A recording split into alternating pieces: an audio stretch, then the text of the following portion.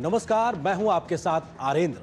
मजबूत भारत, सशक्त भारत, जी हां, अब नए भारत की यही पहचान है।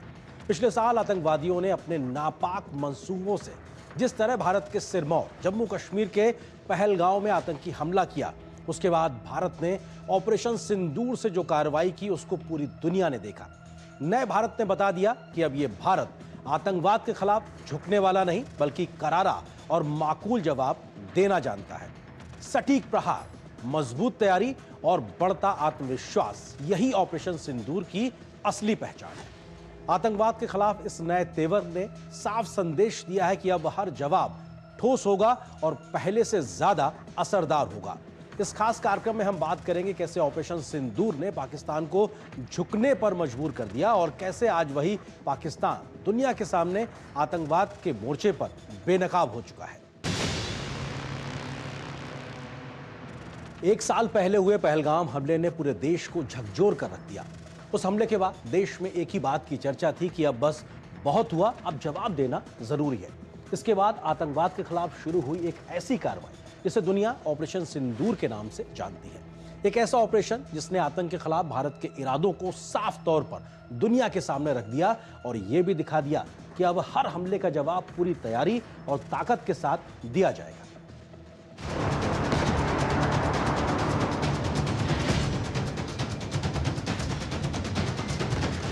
एक साल पहले जब हालात सामान्य नहीं थे और चुनौतियां सिर्फ सरहदों तक सीमित नहीं रही थीं और देश की सुरक्षा के सामने खड़े थे ऐसे सवाल जिनका जवाब जरूरी भी था, और तुरंत भी उसी वक्त शुरू हुआ ऑपरेशन सिंदूर। एक ऐसा मिशन जिसका मकसद था सीमा पार आतंकवाद की जड़ों पर सीधा प्रहार करना और उभरते खतरों को समय रहते रोकना।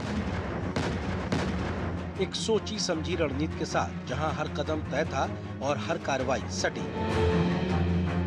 बेहतर रणनीति, मजबूत इरादे और हर कदम पर सतर्कता, इन सब के साथ आगे बढ़ा ऑपरेशन सिंदूर।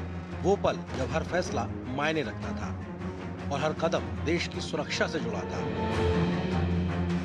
एक साल पहले शुरू हुआ ऑपरेशन सिंदूर पाकिस्तान को सिर्फ एक जवाब नहीं था, बल्कि एक संदेश भी था कि देश की सुरक्षा से जुड़े मुद्दों पर कोई ढिलाई नहीं बरती जाएगी और हर चुनौती का सामना पूरी तैयारी और दृढ़ संकल्प के साथ किया जाएगा।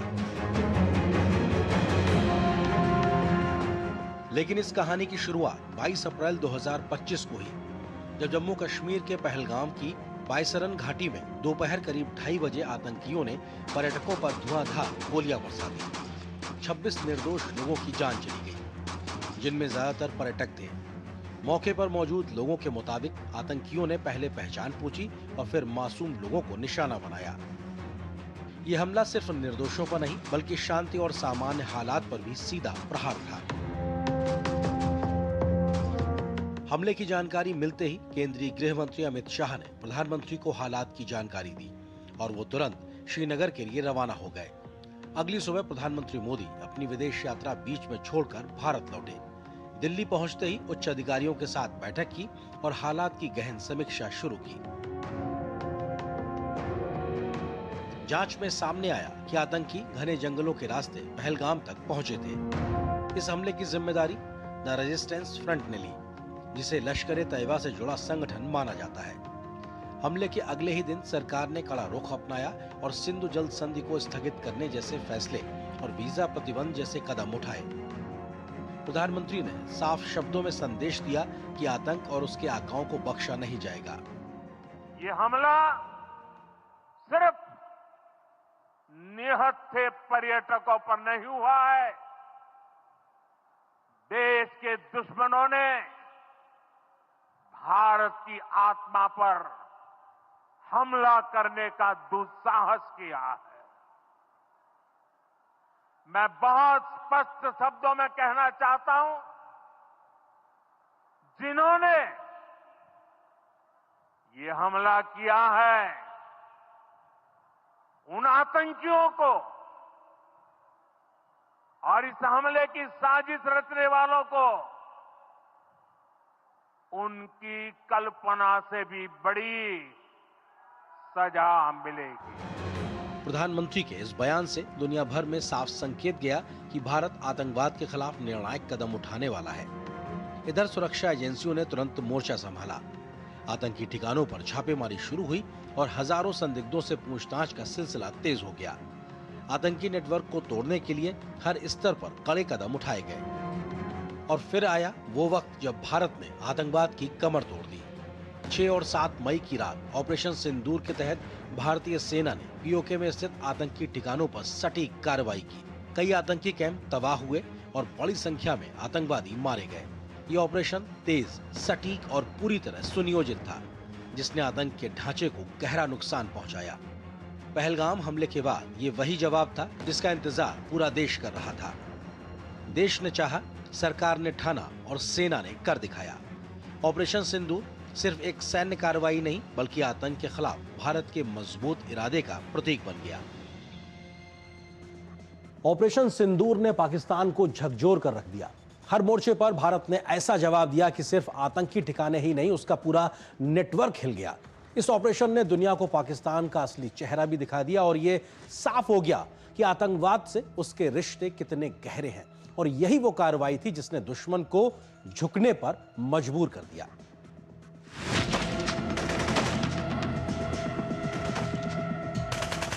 पहलगाम में जिन आतंकियों ने बेगुनाहों का सिंदूर उजाड़ा, वही सिंदूर उनके लिए काल बनकर सामने आया। 6 और 7 मई की रात भारत ने ऑपरेशन सिंदूर के तहत बड़ा एक्शन लिया।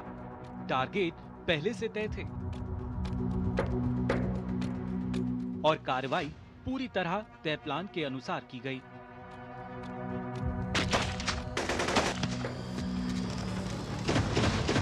पाकिस्तान और पाकिस्तान के कब्जे वाले कश्मीर में मौजूद 9 बड़े आतंकी लॉन्च पैड एक के बाद एक निशाने पर लिए गए। इनमें बहावलपुर, मुरीद के, मुजफ्फराबाद और कोटली जैसे इलाके शामिल थे। ये सभी ठिकाने लश्कर ए तैयबा, जैश ए मोहम्मद और हिजबुल मुजाहिदीन जैसे संगठनों के बड़े कमांड सेंटर माने जाते थे। सटीक हमले में 100 से ज्यादा आतंकी, उनके ट्रेनर और हैंडलर मारे गए। इनमें कई बड़े नाम भी शामिल थे। भारत की इस कार्रवाई के बाद कई ऐसी तस्वीरें सामने आईं, जिनमें आतंकियों के जनाजे में पाकिस्तानी सेना, सरकार और पुलिस के अधिकारी नजर आए। इन तस्वीरों ने साफ दिखा दिया कि पाकिस्तान में आतंकवाद को किस तरह खुला संरक्षण मिलता है। ऑपरेशन सिंदूर की सबसे बड़ी खासियत रही इसकी रफ्तार और सटीकता। कम समय में तय लक्ष्य और सीधा असर। कार्रवाई यहीं तक सीमित नहीं रही। 9 से 10 मई के बीच पाकिस्तान के और एयर बेसों को भी निशाना बनाया गया, जिससे उनके एयर ऑपरेशन और रक्षा क्षमता पर असर पड़ा। इस दौरान पाकिस्तान की ओर से ड्रोन और मिसाइल हमलों की कोशिश हुई, लेकिन भारत के मजबूत एयर डिफेंस सिस्टम ने हर हमले को नाकाम कर दिया। एक भी बड़ा लक्ष्य भेदा नहीं जा सका और जवाबी कार्रवाई में भारत ने अपनी बढ़त बनाए रखी। ऑपरेशन सिंदूर सिर्फ एक स्ट्राइक नहीं था, बल्कि एक साथ कई मोर्चों पर चल रही रणनीतिक कार्रवाई थी। आतंकी लॉन्च पैड, उनके कमांड सेंटर और सपोर्ट नेटवर्क, सब पर एक साथ प्रहार हुआ। इस ऑपरेशन ने आतंकी ढांचे को ही नहीं, बल्कि उनके पूरे नेटवर्क को हिलाकर रख दिया।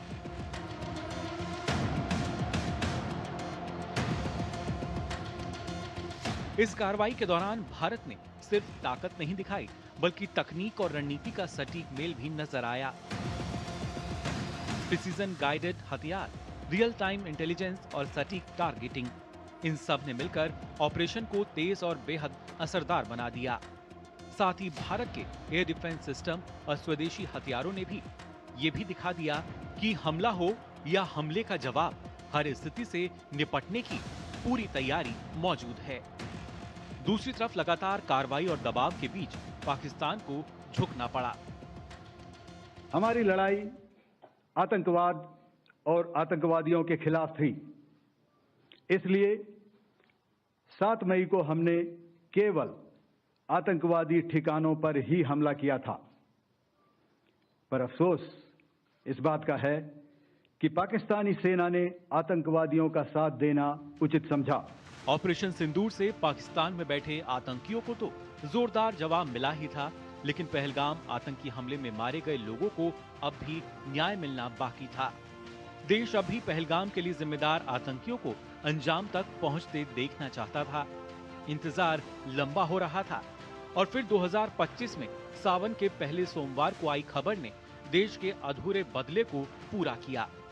ऑपरेशन महादेव के तहत श्रीनगर के लिडवास इलाके में 3 आतंकियों को ढेर किया गया, जिनमें पहलगाम हमले का मास्टरमाइंड हाशिम मूसा भी शामिल था। ऑपरेशन महादेव को ऐतिहासिक सफलता मिली। लगातार 14 दिन तक चले इस ऑपरेशन पहलगाम हमले में शामिल बाकी आतंकी भी ढेर हो गए। जिन्होंने बेसरन घाटी में प्रवासियों को, नागरिकों को मारा था, ये तीनों आतंकवादी ये थे और तीनों मारे गए। ऑपरेशन सिंदूर का असर सिर्फ सीमा तक सीमित नहीं रहा, इसका संदेश दुनिया भर में साफ तौर पर गया। भारत ने दिखा दिया कि आतंकवाद के मुद्दे पर अब सिर्फ चेतावनी नहीं, सीधी कार्रवाई होगी। इस ऑपरेशन ने आतंक के पूरे नेटवर्क को गहरी चोट पहुंचाई और उन ठिकानों को निशाना बनाया जहां से हमलों की साजिशें तैयार की गईं। ये कार्रवाई सिर्फ एक जवाब नहीं, बल्कि एक साफ संकेत था कि भारत अपनी सुरक्षा के साथ कोई समझौता नहीं करेगा और जरूरत पड़ने पर जवाब उसी भाषा में देगा जो दुश्मन समझता है।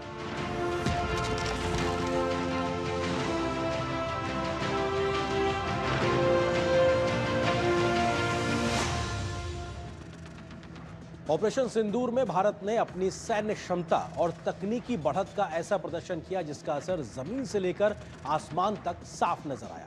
आधुनिक हथियारों से लेकर मजबूत एयर डिफेंस और तीनों सेनाओं की संयुक्त ताकत के सामने पाकिस्तान दबाव में नजर आया। और सबसे अहम बात यह रही कि स्वदेशी रक्षा तकनीक की बढ़ती ताकत ने दुनिया को भी भारत की नई सैन्य क्षमता से परिचित करा दिया।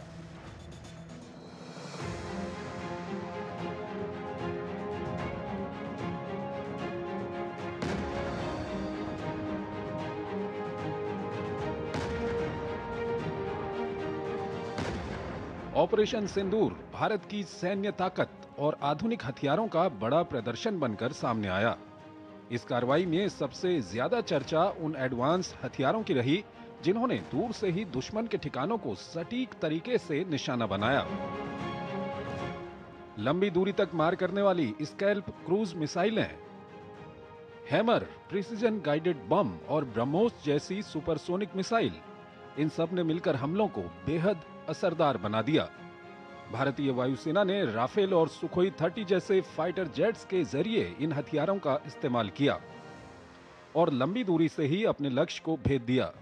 इसके साथ ही स्वदेशी कामिकाजे ड्रोन ने भी अहम भूमिका निभाई, जो लक्ष्य के ऊपर मंडराकर सही समय पर सीधे वार करते हैं और खुद को टारगेट पर विस्फोट के साथ नष्ट कर देते हैं। यानी तकनीक, ताकत और सटीकता, तीनों का मेल इस ऑपरेशन में साफ नजर आया। ये पहली बार है कि हम हथियार, बारूद, जितने भी मिसाइल वगैरह हैं, ये काफ़ी हद तक हमने अपने इस्तेमाल किए। मतलब कि जो मेड इन इंडिया उनको इस्तेमाल किया। बेशक आप देख लो ड्रोन्स को, या आप एंटी ड्रोन सिस्टम्स को देख लो, या आप ब्रह्मोस मिसाइल की तरफ ध्यान दे दो। इस पूरे ऑपरेशन में सिर्फ हमला ही नहीं, बचाव भी उतना ही मजबूत रहा। पाकिस्तान की ओर से ड्रोन और मिसाइल हमलों की कोशिश की गई, लेकिन भारत के एयर डिफेंस सिस्टम ने उन्हें रास्ते में ही रोक दिया। रूस से मिला S-400 और स्वदेशी आकाश मिसाइल सिस्टम, इन दोनों ने मिलकर आसमान में सुरक्षा का मजबूत कवच तैयार किया। इसके अलावा बराक 8 जैसे एडवांस सिस्टम ने भी लंबी दूरी के खतरों पर नजर बनाए रखी। दूसरी तरफ पाकिस्तान का HQ-9 air defence system Bharat के सटीक हमलों के सामने बेअसर नजर आया। ना तो वो हमलों को रोक पाया और ना ही जवाबी कार्रवाई में कोई बढ़त बना सका। यानी एक तरफ भारत का मजबूत एयर डिफेंस और दूसरी तरफ दुश्मन की कमजोर पड़ती सुरक्षा। यही इस ऑपरेशन की बड़ी तस्वीर रही और यही वजह रही कि पूरे ऑपरेशन में भारत ने बढ़त बनाए रखी और दुश्मन चारों खाने चित्त हो गया। ऑपरेशन सिंदूर में तीनों सेनाओं की भूमिका साफ नजर आई। वायुसेना ने इस कार्रवाई की अगुवाई की।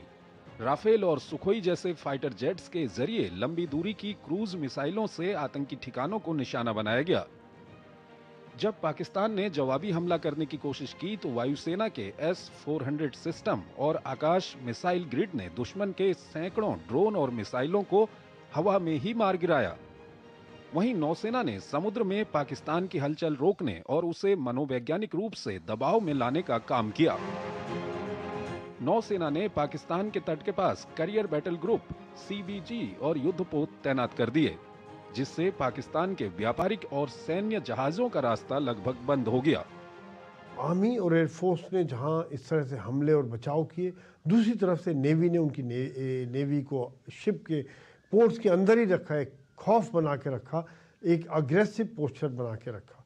तो देखा जाए तो इस समय में जो जंग हुई है, ये एक बहुत ही कोऑर्डिनेटेड लड़ाई का एक बहुत सुंदर एग्जाम्पल कहा जा सकता है। MiG-29 के लड़ाकू विमानों और नौसेना के ड्रोनों ने अरब सागर में लगातार गश्त की ताकि पाकिस्तान समुद्र के रास्ते कोई नया मोर्चा न खोल सके। भारतीय सेना ने जमीन पर किसी भी घुसपैठ को रोकने और जवाबी फायरिंग का मोर्चा संभाला। इस ऑपरेशन ने दिखाया कि अब भारत पहले से ज्यादा तैयार है और हर चुनौती का जवाब तय रणनीति के साथ देने की क्षमता रखता है। इस पूरे अभियान में जिस तरह स्वदेशी हथियारों और सिस्टम्स का इस्तेमाल हुआ, उसने दुनिया का ध्यान भी खींचा। आकाश मिसाइल, ब्रह्मोस और ड्रोन तकनीक जैसे सिस्टम्स ने यह साबित कर दिया कि भारत अब सिर्फ आयात पर निर्भर नहीं है, बल्कि खुद अपनी ताकत तैयार कर रहा है। यानी ये ऑपरेशन सिर्फ सैन्य कार्रवाई नहीं था, बल्कि भारत की बढ़ती आत्मनिर्भर रक्षा क्षमता का भी बड़ा प्रदर्शन था। और इसी के साथ दुनिया ने भी देख लिया कि भारत अब अपनी सुरक्षा के लिए किसी और पर नहीं, बल्कि अपनी ताकत पर भरोसा करता है। ऑपरेशन सिंदूर के बाद भारत की कार्रवाई सिर्फ सीमा तक सीमित नहीं रही, बल्कि इसके बाद शुरू हुआ एक बड़ा कूटनीतिक अभियान, जिसने पाकिस्तान को दुनिया के सामने पूरी तरीके से बेनकाब कर दिया। सैन्य कार्रवाई के साथ साथ भारत ने वैश्विक मंचों पर भी आतंकवाद के मुद्दे को आक्रामक तरीके से उठाया और अंतर्राष्ट्रीय समर्थन हासिल किया।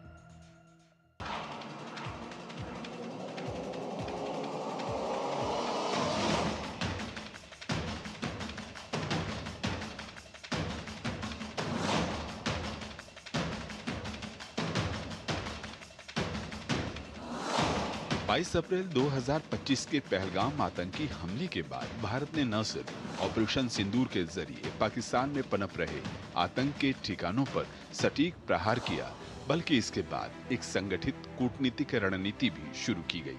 सरकार ने 7 सर्वदलीय प्रतिनिधिमंडल तैयार किए, जिसमें सत्ता पक्ष और विपक्ष दोनों के वरिष्ठ सांसद, पूर्व मंत्री और अनुभवी राजनयिक शामिल थे।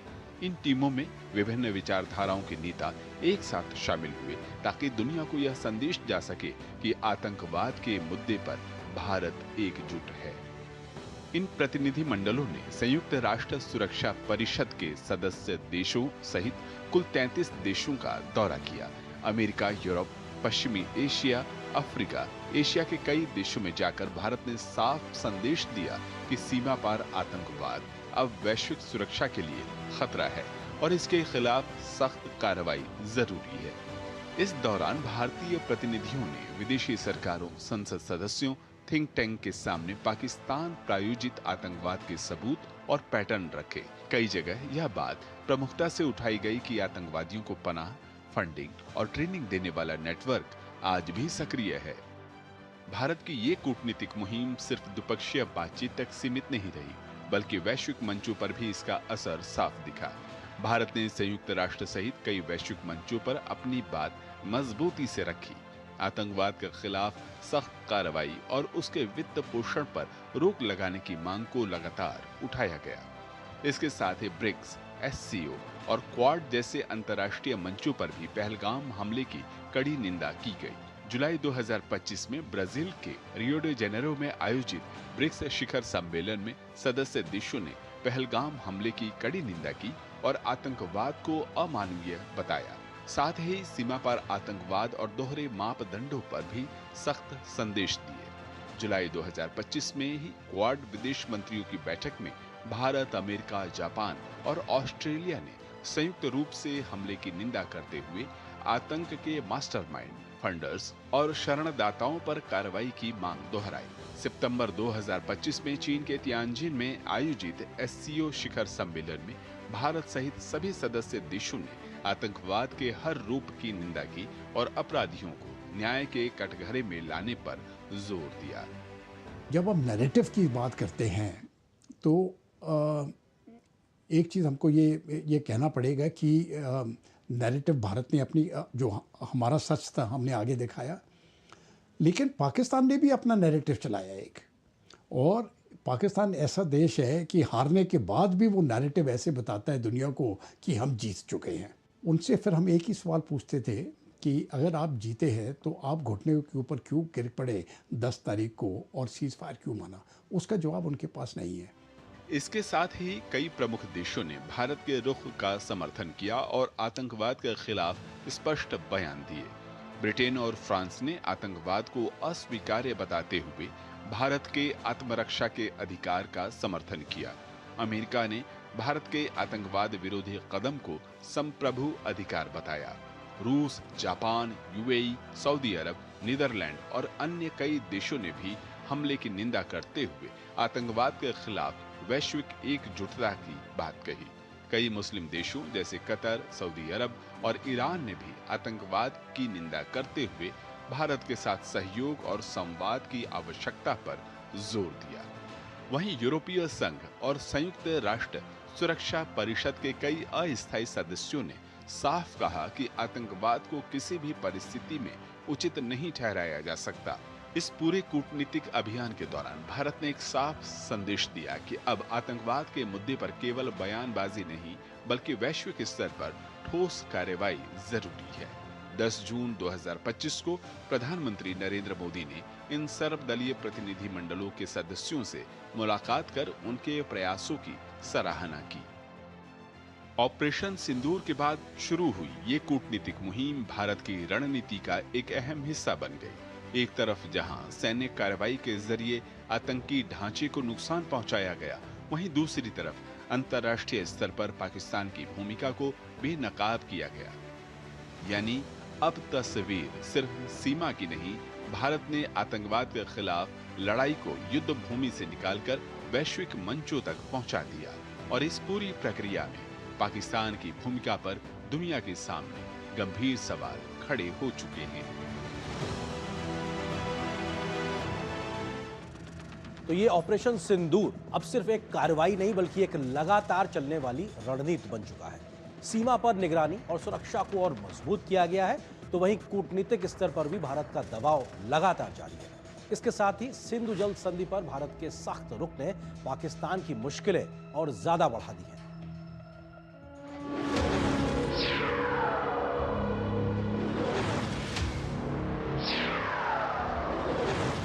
ऑपरेशन सिंदूर के जरिए भारत ने पाकिस्तान को जो चोट दी उसे पाकिस्तान सदियों तक नहीं भूल पाएगा।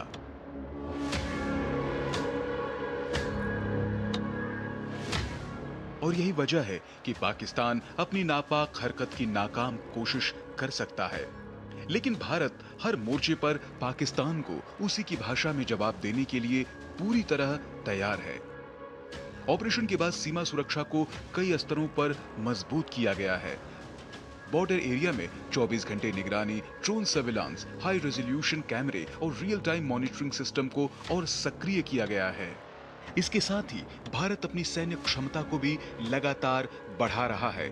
फ्रंटलाइन एरिया में एडवांस्ड एयर डिफेंस और आधुनिक ड्रोन टेक्नोलॉजी की तैनाती बढ़ाई गई है। यानी अब सीमा पर सिर्फ निगरानी ही नहीं बल्कि हर स्थिति में सटीक जवाब देने की तैयारी भी पहले से ज्यादा मजबूत हो चुकी है।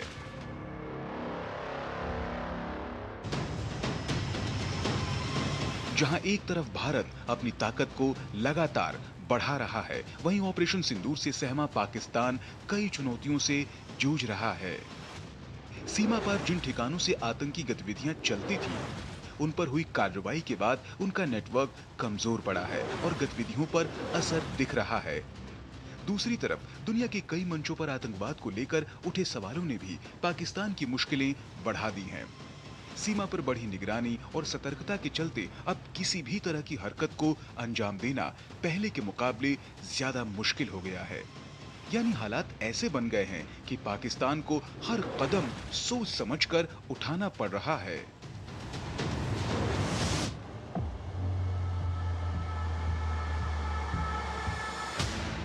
भारत की रणनीतिक चाल से भी पाकिस्तान त्राही कर रहा है। पहलगाम आतंकी हमले के तुरंत बाद भारत ने पाकिस्तान के खिलाफ ऐसा फैसला लिया जिसकी उसने कभी कल्पना भी नहीं की थी। सिंधु जल समझौते को समाप्त करने का कदम पाकिस्तान के लिए बड़ा झटका साबित हुआ। पिछले 1 साल में भारत ने अपने हिस्से के पानी का पूरा इस्तेमाल करने की दिशा में काम तेज कर दिया है। जल विद्युत परियोजना पर फोकस बढ़ा है। मेरू सुधार परियोजना और पक्कल टुल किरू जैसे प्रोजेक्ट्स इसी का हिस्सा हैं। इन परियोजनाओं से जम्मू कश्मीर की किस्मत बदलने वाली है। इसके साथ ही ब्यास, गंग नहर लिंक और यमुना कनेक्टिविटी जैसे प्रोजेक्ट्स के जरिए अब राजस्थान, हरियाणा और पंजाब के खेतों तक साल भर पानी पहुंचाने की तैयारी पूरी हो चुकी है। भारत की वाटर डिप्लोमेसी की वजह से ही आज पाकिस्तान भारी संकट का सामना कर रहा है। ऑपरेशन सिंदूर के बाद हालात अब एक नए दौर में पहुंच चुके हैं। ये सिर्फ एक जवाब नहीं बल्कि एक लंबी रणनीति की शुरुआत है। ऑपरेशन सिंदूर ने यह साफ कर दिया कि अब भारत आतंकवाद के खिलाफ सिर्फ जवाब नहीं देता बल्कि रणनीति के साथ निर्णायक कार्रवाई भी करना जानता है। 1 साल में हालात पूरी तरीके से बदल चुके हैं और हर मोर्चे पर भारत पहले से ज्यादा मजबूत नजर आता है। आतंक के खिलाफ ये लड़ाई जारी है और संदेश बिल्कुल साफ है कि देश की सुरक्षा से कोई भी समझौता नहीं किया जाएगा। ये बदलाव आया है देश के शीर्ष नेतृत्व की दृढ़ इच्छा शक्ति की वजह से, जिसने भारतीय सेनाओं को आतंक के खिलाफ निर्णायक लड़ाई के लिए खुली छूट दी और सेना को शक्ति संपन्न करने में कोई भी कोर कसर नहीं छोड़ी। इसी के साथ इस खास कार्यक्रम में फिलहाल इतना ही। मुझे और मेरी पूरी टीम को दीजिए अनुमति। नमस्कार।